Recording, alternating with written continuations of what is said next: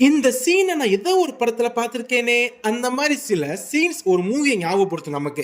சீனா மட்டும் இல்லைங்க, ஒரு சில சாங்ல கூட பார்த்தீங்கன்னா சின்ன போர்ஷன் கூட ஒரு மூவியை நமக்கு ஞாபகப்படுத்தும். அந்த மாதிரி எனக்கு ஜில்லா படத்துல விஜய் வெரசா போகையில சாய்வர் அழகா இது எனக்கு எங்கேயோ பார்த்த மாதிரி ஒரு ஃபீல் ஆச்சு. டக்குன்னு பார்த்தீங்கன்னா படையப்பாளர் ரஜினி பண்ணியிருப்பாரு அதே சாஞ்சு ஸ்டைலா.